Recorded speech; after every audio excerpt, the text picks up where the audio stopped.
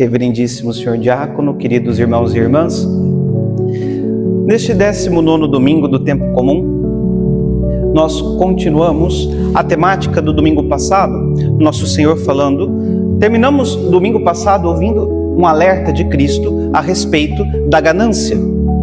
E nosso Senhor, para curar este verme que existe dentro de nós, nos coloca diante da morte. Acontece que a morte por si só seria uma grande tragédia, seria o prenúncio de uma coisa terrível. Quer dizer, bom, nós não podemos acumular coisas nesta vida, morreremos, seremos comidos pelos vermes e ponto. Seria triste, seria horrível. E não é assim. Nós sabemos que não é assim, nós temos fé. Nós aprendemos isso desde criancinha e isso precisa estar muito vivo nos nossos corações. As parábolas que o Senhor nos conta hoje nos revelam isso. A morte não tem a última palavra. A morte não é a última realidade da vida humana. Nós sabemos que é o início do fim, se podemos dizer assim. É o início da eternidade, melhor dizendo. Porque a partir, depois da morte, melhor dizendo, seremos julgados e receberemos a nossa recompensa, ou o nosso castigo. As parábolas que o Senhor nos conta no dia de hoje são para dizer que após a morte, nós seremos julgados e receberemos prêmio ou castigo eterno. Vejam, são 3 parábolas. 3. A primeira delas, de um senhor que vai a uma festa de casamento e lá ele passa o tempo todo festejando. Enquanto isso, em sua casa, os empregados esperam, aguardam a vinda do Senhor. E nessa esperança, eles estão sempre em prontidão para servir. Sempre. O Senhor nos disse, estavam sempre esperando, estavam acordados, queriam abrir a porta imediatamente, logo que o Senhor chegasse e batesse a ela. A surpresa é que quando o Senhor chega, ele já estava saciado, estava numa festa, já havia comido. E então o que ele faz? Coloca os empregados sentados à mesa, cinge os seus rins e ele mesmo passa servindo. Isso é o que acontecerá com os justos. Isso é aquilo que acontecerá com os bons. Se nós formos bons nesta vida, se nós formos justos, se formos como estes empregados, pessoas que viveram a vida toda esperando a vinda do Senhor, prontos para que no momento que o Senhor batesse a porta, nós abríssemos e com alegria pudéssemos estar na sua presença e o servir, o Senhor nos surpreenderá. Ele mesmo vai nos fazer sentar à mesa e vai passar nos servir. Agora, a última parábola que o Senhor nos conta já é diferente. É um empregado que não sabe a hora que o Senhor vem, e justamente porque esta hora não é sabida e demora, ele começa a viver de modo injusto. Começa a ser mal com os outros empregados. Começa a castigar, começa a roubar, começa a viver de injustiças. Pois este, no momento que o Senhor chega, é punido. Jesus nos diz no Evangelho: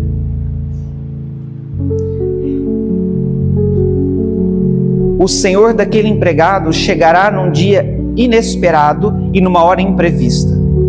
Ele o partirá ao meio e o fará participar do destino dos infiéis. Aquele empregado que, conhecendo a vontade do Senhor, nada preparou, nem agiu conforme a sua vontade, será chicoteado muitas vezes. Terrível. Será chicoteado muitas vezes, será partido ao meio, será castigado. Isso, meus queridos, é o que acontecerá conosco após a nossa morte. Ou seremos premiados de nos sentarmos à mesa e o Senhor nos servir, ou seremos lançados ao fogo do inferno, onde seremos castigados eternamente. E prestem atenção, tá? Porque isso que eu estou dizendo para vocês é uma das coisas mais básicas e fundamentais da nossa fé. Chamada por Santo Afonso Maria de Ligório como necessidade de meio. Ou seja, se nós não soubermos disso, nós não vamos para o céu. Tá? Isso é uma das realidades que nós precisamos saber para podermos ir para o céu. O que é que nós precisamos saber, Padre? Que Deus dá boa recompensa aos justos e que castiga os maus. Precisamos saber disso. Se nós vivemos a nossa vida sem levarmos isso em consideração, não podemos entrar no céu. Isso é necessidade de meio, ou seja, sem o conhecimento desta verdade, nós não iremos para o céu. Ah, Padre, mas isso parece uma injustiça. Será que é injusto? Será que é injusto punir quem vive mal? É injusto dar boa recompensa a quem vive bem? Não me parece injusto. Se você vive mal, você vai receber aquilo que você merece. Se você vive bem, você vai receber aquilo que você merece. Não há injustiça nisso. Pelo contrário, o nome disso é justiça. Deus é justo.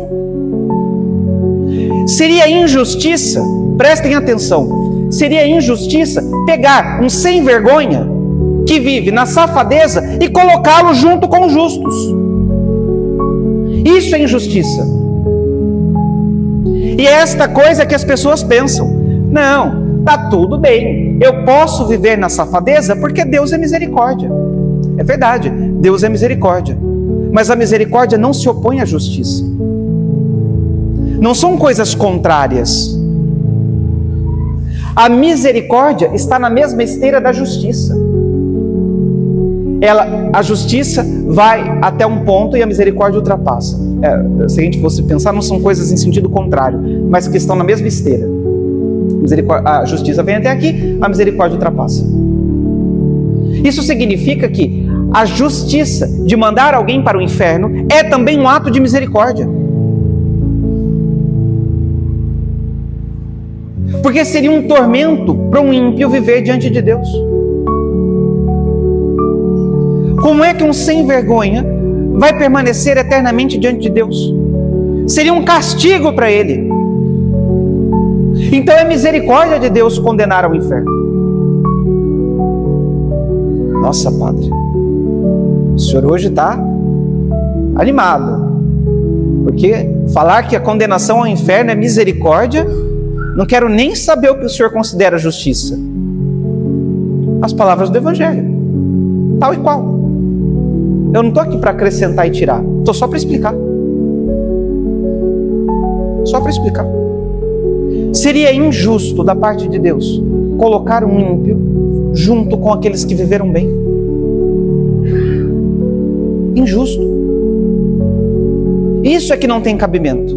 Pensar que alguém que viveu a vida obstinado no pecado, na miséria, sem querer se converter, sem que aquilo causasse o mínimo de remorso no seu coração, por estar ofendendo a Deus, estivesse junto da Virgem Maria. Isso é injusto. Isso é injusto. Agora, que seja lançado ao fogo do inferno e seja condenado lá junto com todos os outros ímpios e atormentado pelos diabos e por todos os demônios eternamente, isso é justo. Porque fez por onde? Fez por merecer.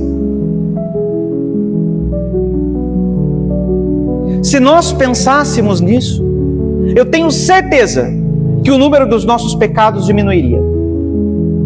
Se nós parássemos de pensar, perdão pela palavra, isso que eu vou dizer é feio. Se nós parássemos de pensar que Deus é bobo e que nós podemos enganá-lo, nós deixaríamos de pecar. Se vivêssemos com sinceridade, sabendo que é impossível enganar a Deus, nós não pecaríamos. Se nós considerássemos que de fato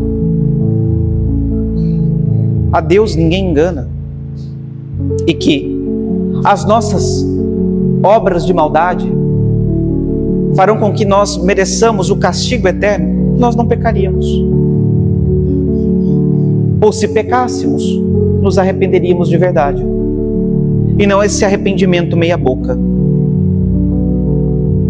Tá bem, até aqui tá claro. São as duas parábolas, a do começo e a do final. Mas existe uma parábola no meio, que é muito curta, que é um único versículo, na verdade. Quando o Senhor diz: mas ficais certos, se o dono da casa soubesse a hora em que o ladrão iria chegar, não deixaria que arrombasse a casa.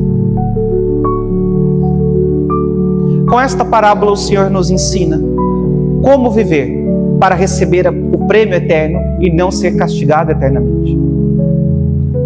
Viver como alguém que se previne de um ladrão. Porque é assim. São Pedro nos diz na sua carta que o diabo está como um leão a rugir procurando a quem devorar. Ele vem quando menos esperamos. Quando você vai dormir, você não deixa o portão aberto. Deixa a corrente pendurada assim em cima. Não passa ela em volta, deixa ela pendurada assim, com o cadeado balançando. Faz essa experiência, tá? Nosso bairro aqui bem tranquilo, né? Você deixa a corrente pendurada em cima, não em volta, em cima assim, para estar visto que não tem nada. O trinco solto, os cachorros todos amarrados lá no fundo, porta aberta, janelas levantadas. Faz essa experiência. Essa noite, faz assim. Não vai fazer, né? Porque você sabe que é perigoso. Você sabe que se você deixar o portão assim aberto, janelas abertas, cachorro amarrado, porta destrancada, o que é que vai acontecer? Você vai acordar no meio da noite com um novo amigo na sua casa. E uma amizade bem interesseira, porque ele só vai querer saber de levar as suas coisas. E se você não tiver nada, ele vai lhe dar um cacete, na melhor das hipóteses, né? Porque senão ele te mata. E aí você vai muito bonito no outro dia de manhã cedo para a UPA em vez de trabalhar. Estou mentindo? Pois é. Dessa mesma forma nós precisamos nos prevenir na vida espiritual. Se nós não fazemos isso porque sabemos que estamos chamando o assaltante para entrar na nossa casa, porque cargas d'água, nós vivemos a nossa vida espiritual como se não houvesse inimigos, como se não houvesse perigos e como se não existisse o inferno. Alguém sabe explicar? Eu sei. O nome disso é loucura. Por isso nós precisamos nos prevenir, precisamos nos guardar das ocasiões de pecado. E esta é a primeira coisa que nós precisamos fazer. Hoje o padre está dando uma aula de catequese. Já falei sobre necessidade de meio. Agora vou falar a respeito de ocasião de pecado. O que é isso, padre? Que tanto eu vejo no exame de consciência. Fugir das ocasiões de pecado e eu não sei nem o que é isso.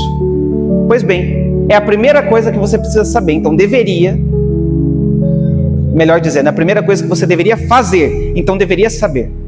O que são ocasiões de pecado? São aquelas circunstâncias que você sabe que te levarão para o pecado e que mesmo assim você se aproxima delas. Vamos lá para os exemplos? Padre, todas as vezes que eu estou voltando do trabalho e eu passo diante do boteco do Zezinho, eu tenho vontade de parar no boteco do Zezinho e sentar ali e tomar todas para aliviar o estresse que eu tive no trabalho. Ocasião de pecado, boteco do Zezinho. Muda o teu caminho de retorno para casa. Muda. Porque senão, você está se expondo ao perigo. Está dormindo com as portas destrancadas e os cachorros amarrados. Se você sabe que todas as vezes que você sai do trabalho e passa naquela rua, você tem vontade de sentar ali e encher a cara, mude o caminho de retorno. Padre, mas vou gastar mais gasolina. É melhor gastar mais gasolina do que pecar e ofender a Deus. Isso é ocasião de pecado. Por mais que você não pare, está errado só de passar na porta. Padre, hoje eu venci, eu não passei, eu não parei, melhor dizendo, mas está errado, porque passou. Isso é ocasião, está se expondo ao perigo. Não pode, não deve fazer isso. Vamos lá, vamos mais fundo. Tem que ser gráfico para explicar.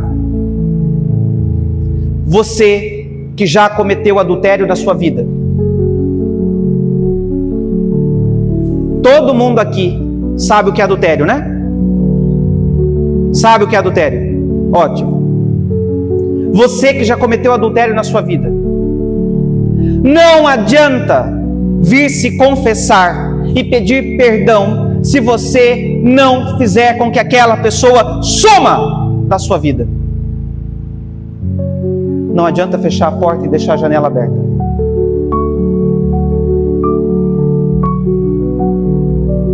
Não adianta. Vai cair de novo. Não, padre, nós combinamos que não vamos ter mais nada. A gente só troca a mensagem de bom dia.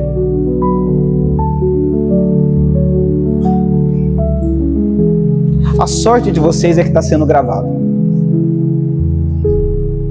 Não vou agredir ninguém. Mas, gente, isso é loucura. Isso é se expor a uma ocasião de pecado. Bloqueie, delete, troque o número de telefone, se possível, mude o endereço da sua casa. Não se exponha ao perigo. Parece que o povo gosta de pular corda na beira do precipício. Deixa eu dizer para você, na hora que você tropeçar, pode ser que não tenha mais volta. Pode ser que seja o último tropeço da sua vida. E aí? Como é que vai ser? Precisa ler de novo como é que vai ser o castigo? O Senhor o partirá ao meio e será chicoteado muitas vezes. Nos diz Jesus no Evangelho.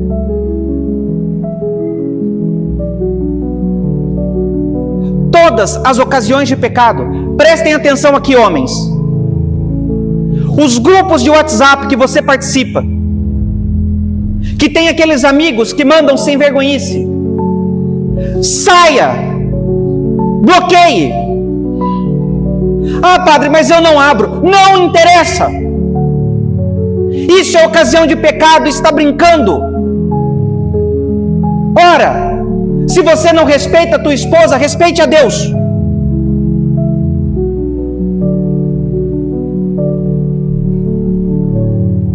Pare com essa brincadeira. Não adianta vir aqui na igreja e sentar nos bancos da igreja como se fosse piedoso, porque Deus conhece a tua alma imunda.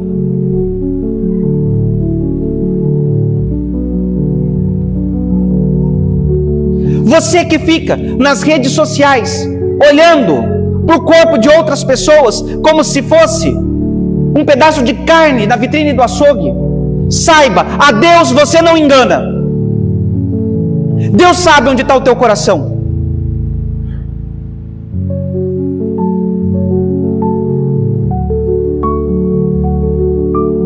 Fique brincando com as ocasiões de pecado. Fique. Porque quando cair e o Senhor chegar de forma inesperada, você receberá o que mereceu. A primeira coisa que nós precisamos fazer é fugir das ocasiões de pecado.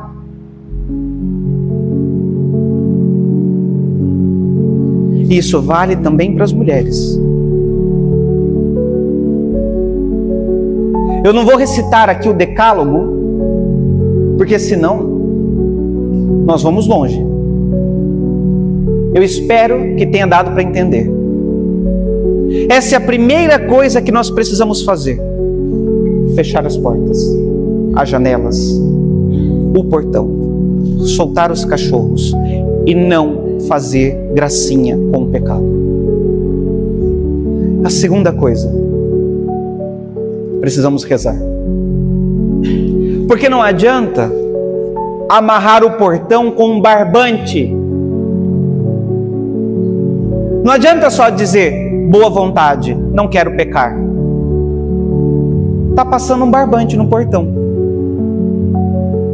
Adianta alguma coisa um barbante para fechar o portão?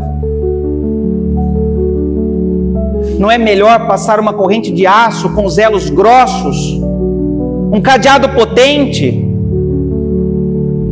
Não é para soltar um pincher, é para soltar uns rottweilers daqueles assassinos no quintal.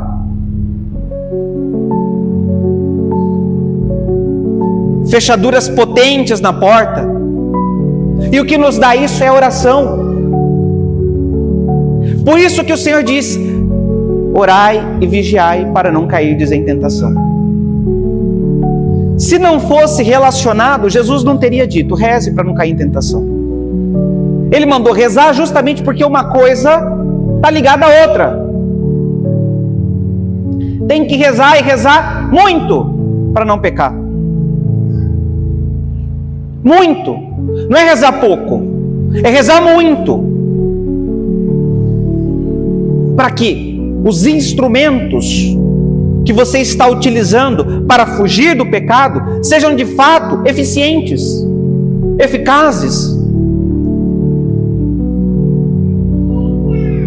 Fazer exame de consciência, rezar o terço, participar da missa, se possível diariamente, se confessar com frequência, ler as Sagradas Escrituras, meditar a vida dos santos. Tudo isso nós precisamos fazer e fazer muito. Não é pouco não.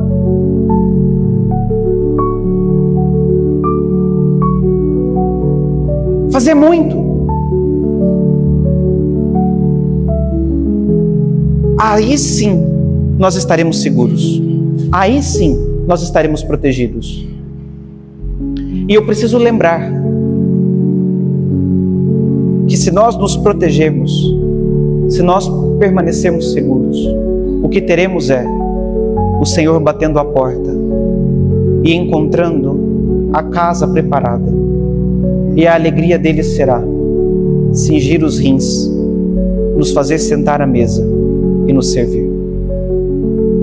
Se nós queremos participar do banquete eterno, se nós queremos ser felizes, se nós queremos sentarmos à mesa com o Senhor, precisamos evitar as ocasiões de pecado e rezar muito.